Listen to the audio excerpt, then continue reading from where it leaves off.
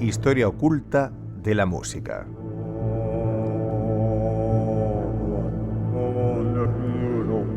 Buenos días, Luis Antonio Muñoz. Buenos días, qué difícil me lo estáis poniendo hoy, la verdad. En este cambio tan brutal de Scott Joplin a este mundo tan diferente, ¿verdad? O sea, que yo estoy también aquí un poco de outsider hoy. Nada, me hace gracia porque la sección de, por ejemplo, la de la Fuente de Aretusa, dicen la del profesor, y tú Sí. es la de miedo, La de sección miedo, de sí, miedo. sí, pero, entonces, menos mal que es a las 9 de la mañana y a las 9 de la mañana todo da menos miedo, porque estamos más dormidos, yo creo. bueno, ¿de qué nos vas a hablar hoy? Bueno, pues mira, hoy vamos a hablar de un tema que tiene que ver. El otro día estábamos hablando de los Rosacruces, estuvimos hablando del ambiente mágico, místico que se dio en el centro Europa hacia el siglo XVII, mediados del siglo XVII, y aquí surge un fenómeno que es muy curioso, que es el fenómeno de la alquimia. Hoy vamos a hablar de la alquimia y de su influencia en la música escénica también del barroco. Vamos a escuchar, si te parece, esta obertura de Rodrigo, que es de Händel, que Sobre el Cid, ¿no? Sí, realmente esta música la traigo porque se utilizó para otra cosa, se adaptó para una de las primeras obras que se escriben sobre el fenómeno de la alquimia. De hecho, la obra se llama El alquimista y el autor era Ben Jonson, y un autor que no conocemos cogió la música de Händel y la adaptó para esta obra de teatro que se estrenó en Londres en 1710. Vamos a escuchar un fragmentito.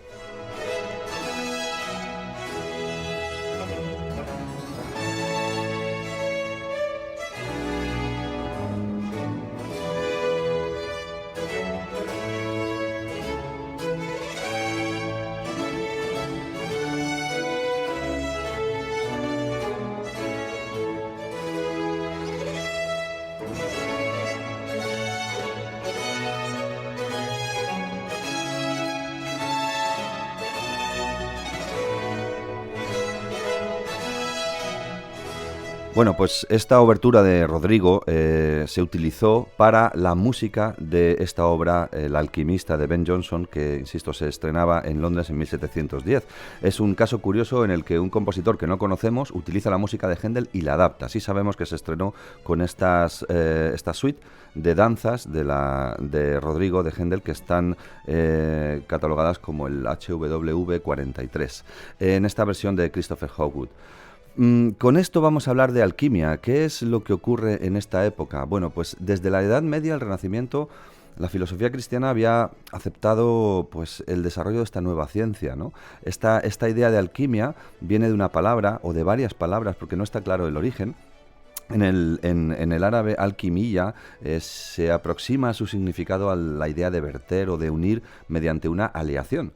Y fíjate, kumatos en persa significa lingote y quimia significa oro.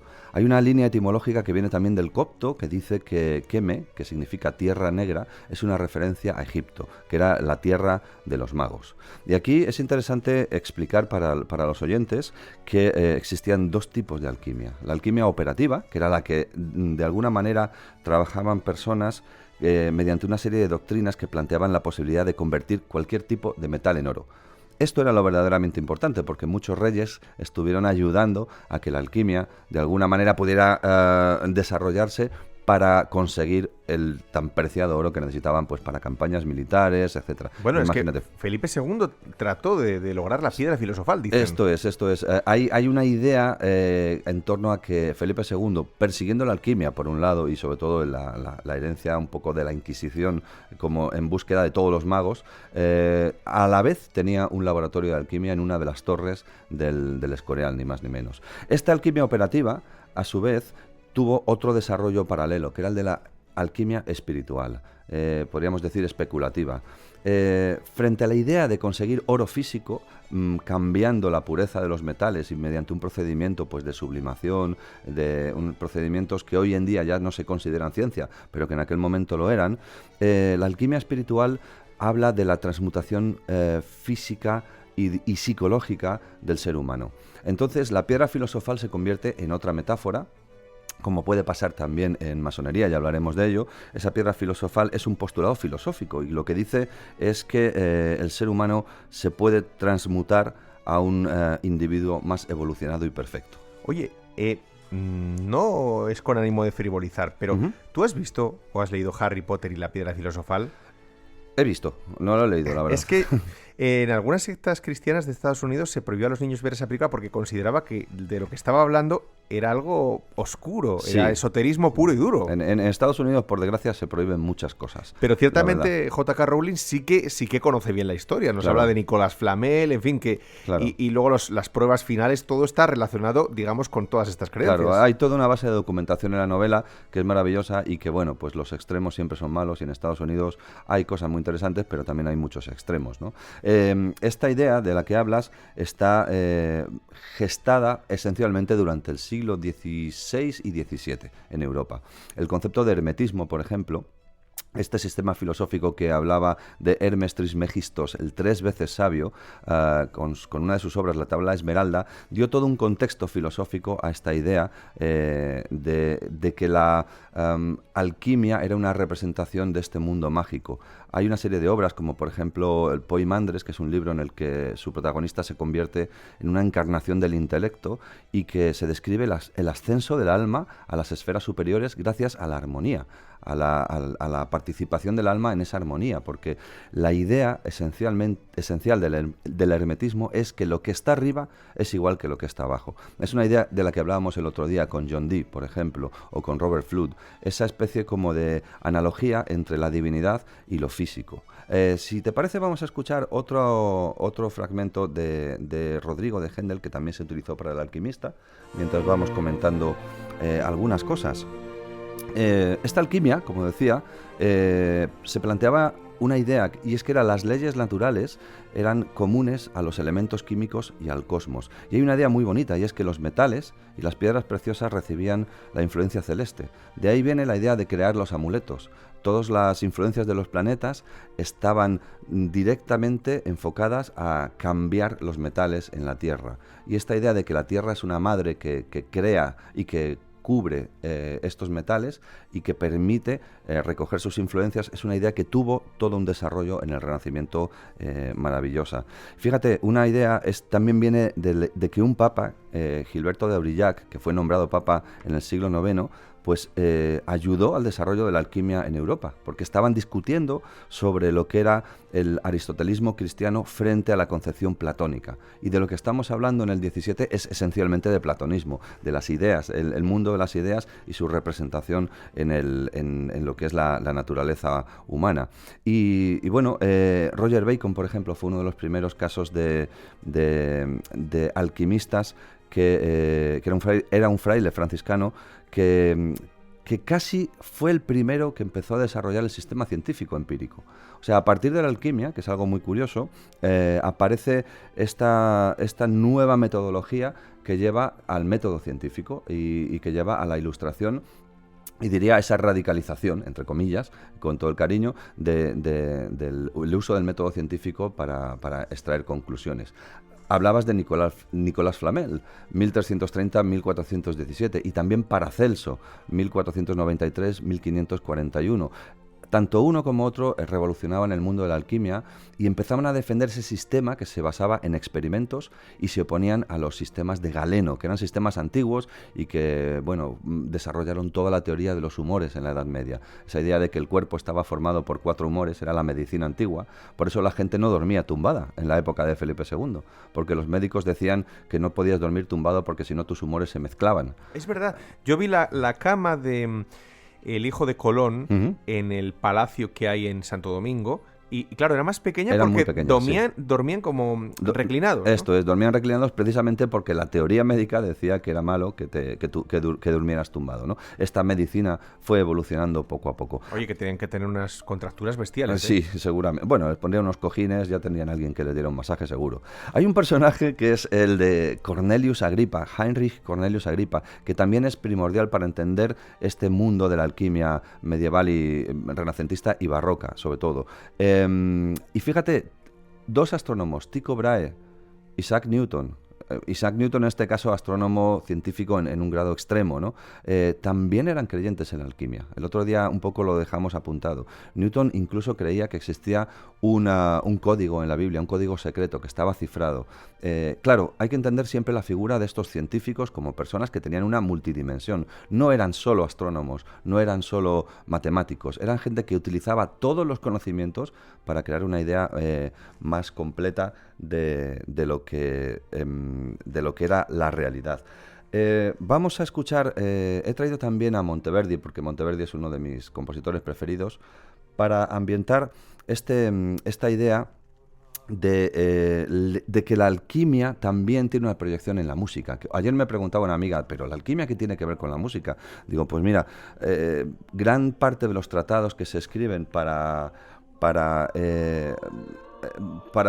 ilustrar este mundo alquímico, todos tienen una relación con la música, porque era todo pitagorismo. Y esta idea lo que hace es desplegar el concepto de que la música es la expresión de la armonía divina. Entonces, gran parte de los teóricos, Francesco Gafurio, por ejemplo, habla de Pitágoras en su tratado Teoría Música en Milán, 1492. Jacob Bornitus tenía un tratado precioso de emblemas alquímicos que se llaman Emblematum Sacrorum, que se escribió en 1559, ya se imprimió. Él coloca una partitura en un emblema sobre la relación entre lo finito y lo infinito. O Heinrich Kunrad, que nació en 1560, murió en 1605, tiene uno de los grabados que más se utilizan en alquimia como referencia, que es la mesa llena de instrumentos musicales en el Amphitheatrum Sapienta Aeterna, que se lleva a cabo en Hamburgo en 1602.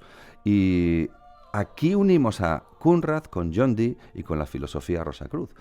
Michael Pretorius también publicaba el Theatrum Instrumentorum, esta especie como de muestrario de instrumentos musicales, y su portada es una relación preciosa entre la música de los hombres como reflejo de la música divina, y Athanasius Kircher, que es una de las obras primordiales de esta época, que es la Musurgia Universalis, y los grabados de Robert Flood. Todas estas obras, todas estas citas están relacionadas con esta idea de música, magia y alquimia.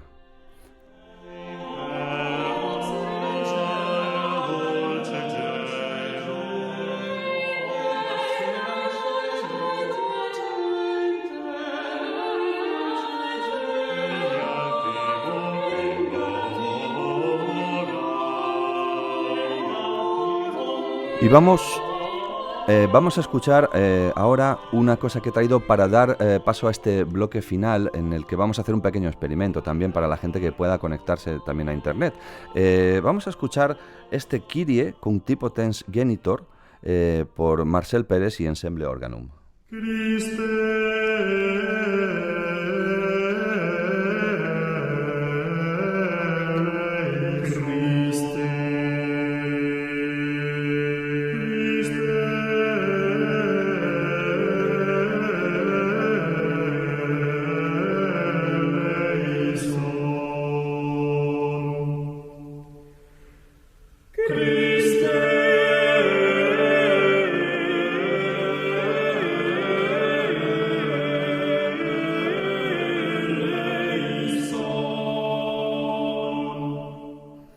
Bueno, este Kyrie que he traído para que tus oyentes puedan disfrutar de él es una de las obras que he traído precisamente el Christe, porque es una referencia que hace alusión a una obra de la que vamos a hablar hoy, que es La Fuga de Atalanta, Atalanta Fugiens. Es una obra bastante poco conocida en el mundo de la música clásica, pero es muy curiosa. Jocelyn Godwin, el profesor Godwin, dice o descubrió que esta melodía del Christe eleison de este Kyrie Cunctipotens sirvió de base para construir toda una serie de cánones, concretamente 50 cánones, ni más ni menos, que tienen una condición. Primero, son cánones enigmáticos y forman una obra que se llama la Atalanta Fugiens, una de las obras claves para entender la relación entre música y alquimia en el siglo XVII. Michael Mayer, nacido en 1586 y muerto en 1622, precisamente creció en este iluminismo Rosacruz, en este mundo del que estábamos hablando la sección pasada. Y este mundo está relacionado con Federico V el Palatinado. Es toda una corte que tenía que ver con los electores palatinos y que se metieron en un mundo maravilloso de música y de magia, también de aparatos y artefactos mecánicos. Hablamos de 1618 y sus alrededores en la historia. Mayer era médico, era doctor en filosofía, era médico, alquimista, místico, y había nacido en Alemania y viajó por toda Europa. La verdad es que tuvo muchos contactos con muchas cortes y ahí desarrolló su conocimiento de la alquimia, pero también era compositor. Y fíjate que lleva a cabo el primer libro que yo llamo multimedia de la historia. Multimedia. Sí, porque lo que hace Michael Mayer es escribir un libro en el que las partituras, los textos y los grabados son un todo. Este libro, que, insisto, se llama Atalanta Fugiens, o la fuga de Atalanta, tiene que ver con toda la tradición hermética, tiene que ver con la tradición también de los grabadores, porque Juan Teodoro de Brie, uno de los mejores grabadores de esta época, junto con su cuñado Matteo Merian, pues realizan esta impresión maravillosa en Oppenheim en 1618, que llevaba el título de Atalanta Fugiens hoc est emblemata nova de secretis naturae chimicae. O sea, este es el libro de los secretos de la naturaleza y de la alquimia, mediante un libro de emblemas. La tradición emblemática era importantísima durante el siglo XVII. Los emblemas eran grabados o dibujos que pretendían transmitir un saber y que estaban acompañados de epigramas, una especie como de lema o de mote encima, y de unos textos filosóficos que completaban esta idea. Voy a dar un ejemplo, porque me has pasado un facsímil de esta fuga de Atalanta. Dice: que la naturaleza te guíe y tú síguela en tu arte, porque errarás si no es la compañera de tu camino, que la razón te sirva de callado y la experiencia te asegure sus luces, para que con ella puedas ver las cosas lejanas. Sea la lectura la lámpara que despeje las tinieblas para que te guardes prudente del amontonamiento de cosas y palabras. Esta idea de desarrollar toda una filosofía en varios textos asociados a imágenes, insisto, es propia de los libros de emblemas. Pero ¿qué hace Michael Mayer además de original? Es que le pone una serie de partituras para ser interpretadas. Si hubiera habido, como se ha hecho esta edición últimamente de forma más moderna, compact disc, pues le hubiera puesto la grabación. Pero la realidad es que Mayer solo puede llegar al alcance de poner las partituras. Y esto crea un concepto filosófico hermoso, que es la idea de la unión entre música, literatura y elementos visuales, como un todo, como una manera de aprender desde todos estos acercamientos al conocimiento y a la filosofía. Si quieres, vamos a ir escuchando, porque lo que he hecho ha sido traer unos ejemplos para que los oyentes puedan escuchar, y si pueden consultar en Facebook de Historia Oculta de la Música, he puesto los grabados para que alguno, el que quiera, pueda ir asociándolo al proceso de escuchar estas extrañas fugas que, si te parece, vamos a ir comentando ahora. Vamos a escuchar la fuga primera de la Atalanta Fugiens, que está interpretada por el ensemble Plus Ultra, dirigido por Michael Nunn, en una grabación integral que hizo Glossa Music, que está acompañando un libro y que tiene también todo el aparato visual para poderlo ver, si te parece.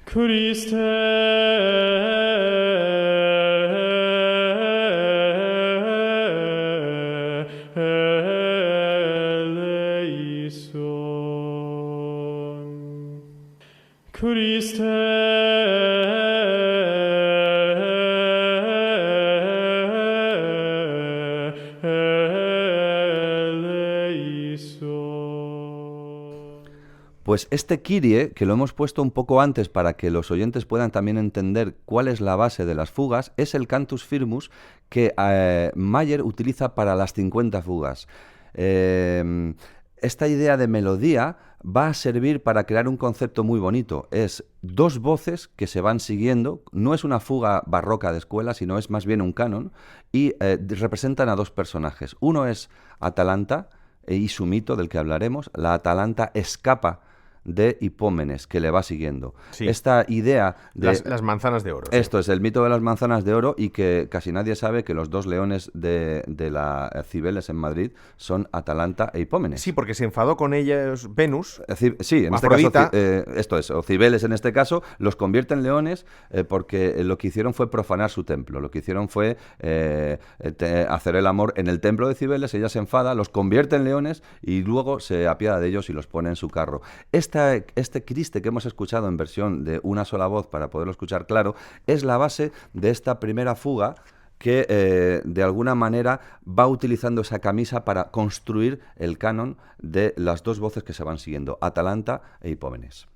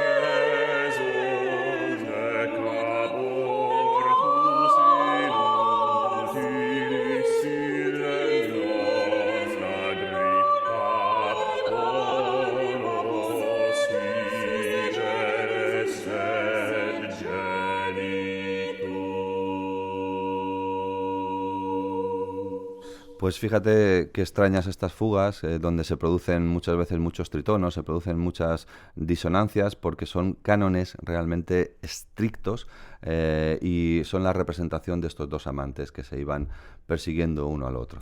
Ya, bueno, pues en la próxima entrega de Historia Oculta de la Música. Por cierto, quería decirle a Leila San que en Twitter entiende que no conocemos a Ben Jonson. No, te referías a otro autor. Ben Jonson es el autor de Volpone y otras deliciosas obras satíricas de un contemporáneo de Shakespeare. Bueno, es que Ben Jonson es el del que hablamos precisamente. Aparte del que se dopaba, que corría. Sí, pues, sí. Este Ben Jonson es este autor. Este autor, porque El alquimista es una comedia. Cuenta en tono sátiro un poco la idea de alguien que intenta engañar a los demás haciéndose pasar por mago. Algo que también nos suena un poco de cerca. Totalmente.